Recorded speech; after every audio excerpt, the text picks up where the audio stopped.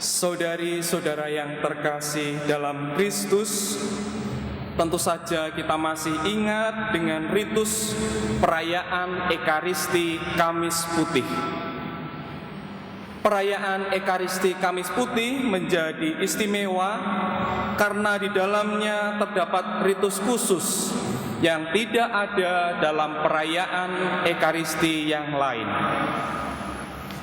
Kekhasan dari Ekaristi Kamis Putih adalah adanya tindakan kasih yang dilakukan oleh Yesus kepada para muridnya. Kira-kira tindakan apa itu? Kira-kira tindakan apa? Pembasuhan kaki. Tindakan pembasuhan kaki hanya diadakan pada Ekaristi Kamis Putih dan tidak ada di perayaan Ekaristi yang lain. Dalam perayaan tersebut, perayaan Ekaristi Kamis Putih, Yesus membasuh kaki para muridnya. 12 orang dibasuh satu per satu. Pembasuhan dilakukan oleh Yesus bukan karena kaki para murid itu kotor. Perkara kotor, kena debu tanah, itu iya. Tetapi bukan pertama-tama itu yang dikehendaki oleh Yesus. Pesan yang mau diangkat adalah soal pelayanan kasih. Bagaimana Yesus mengasihi para murid, mau membasuh kaki para murid. Biasanya yang membasuh itu seorang pelayan kepada tuannya. Tetapi pada Ekaristi Kamis Putih, sang tuan sendiri yang membasuh para pelayan-pelayannya, yaitu Yesus yang membasuh kaki para murid. Ini adalah tindakan kasih yang dilakukan oleh Yesus. Yesus memberi teladan bagaimana kasih itu tidak berhenti pada ucapan, tidak berhenti pada kata-kata, tetapi terwujud nyata dalam perbuatan. Saudari-saudari yang terkasih dalam Kristus, pesan kasih inilah yang kiranya mau ditekankan oleh Yesus. Dalam bacaan Injil hari ini dari Yohanes pasal 13 ayat 31 sampai 35 dan pada ayat 34 sampai 35 dikatakan, "Aku memberikan perintah baru kepada kamu, yaitu supaya kamu saling mengasihi.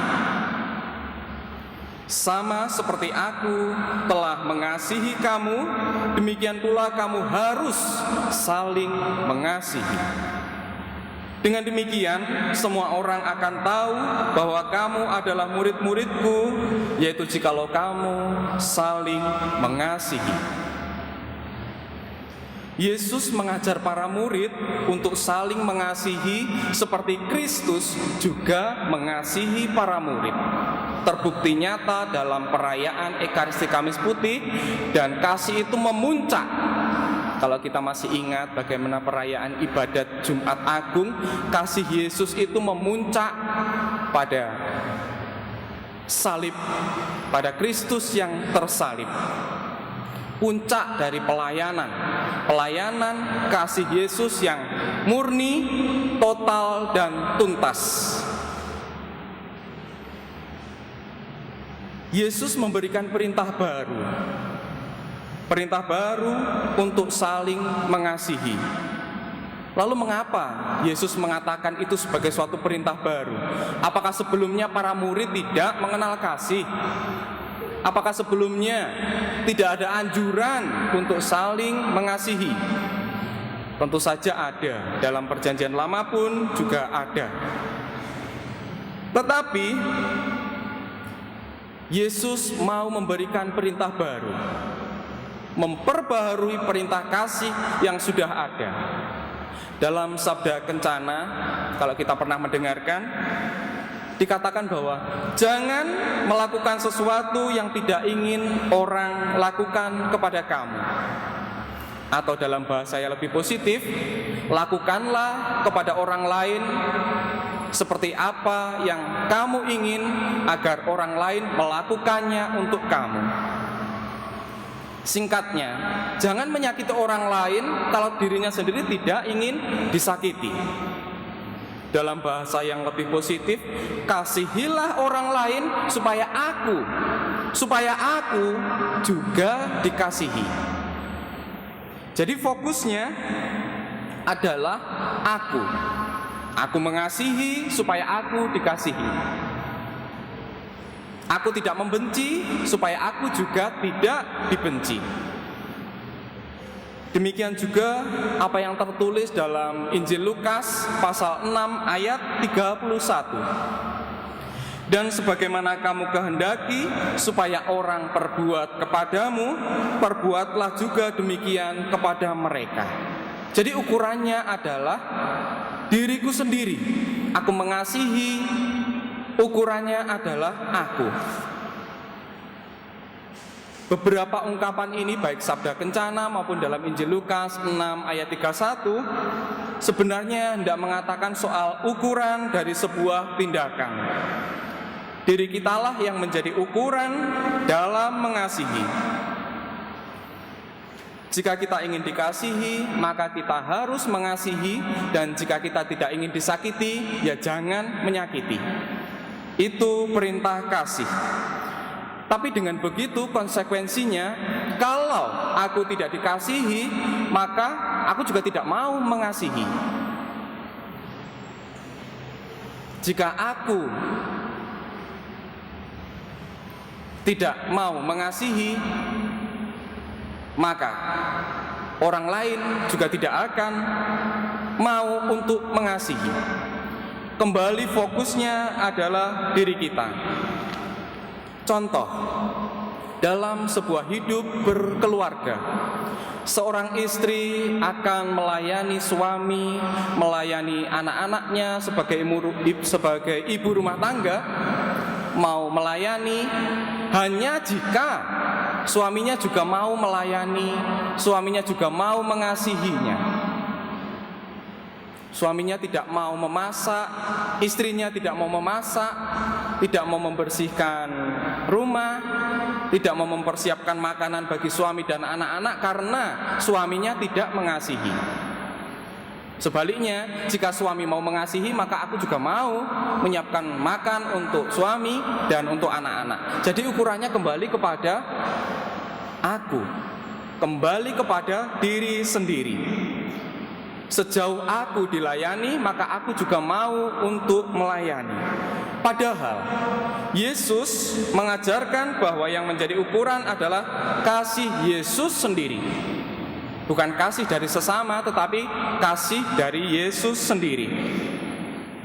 Kita mau mengasihi orang lain, baik itu suami, istri, sahabat, tetangga, bahkan orang lain yang belum kita kenal sekalipun, bukan karena mereka lebih dulu mengasihi kita, tetapi karena saya melihat Kristus yang telah lebih dulu mengasihi aku, sehingga kasih itu saya bagikan kepada sesama. Jadi kasih Kristuslah yang menginspirasi orang untuk melakukan tindakan kasih, tindakan nyata dari perbuatan mengasihi. Yesuslah menjadi ukuran dan bukan lagi diri sendiri. Jika kita mengasihi orang lain dan menempatkan diri kita sebagai ukuran, maka kasih itu tidak menjadi tulus. Kasih tidak menjadi murni, tetapi kasih itu berdasarkan pamrih. Saudari-saudara yang terkasih dalam Kristus, sekali lagi pesan Yesus adalah soal mengasihi sesama, sama seperti Kristus juga mengasihi kita. Yesus memberikan perintah baru untuk saling mengasihi. Bukan pertama-tama Yesus telah dikasihi lebih dulu. Yesus membasuh kaki para murid, bukan pertama-tama karena Yesus lebih dulu dibasuh. Bukan seperti itu. Tetapi kasih Yesus itu murni, total, tulus, dan tuntas. Tidak peduli apakah para murid mengasihinya atau tidak, tetapi Yesus tetap mau mengasihi. Saudari-saudari yang terkasih, berbicara soal kasih itu memang gampang. Berbicara soal kasih itu dengan mudah dan siapapun bisa mengatakannya. Tetapi yang sulit adalah mewujudkannya.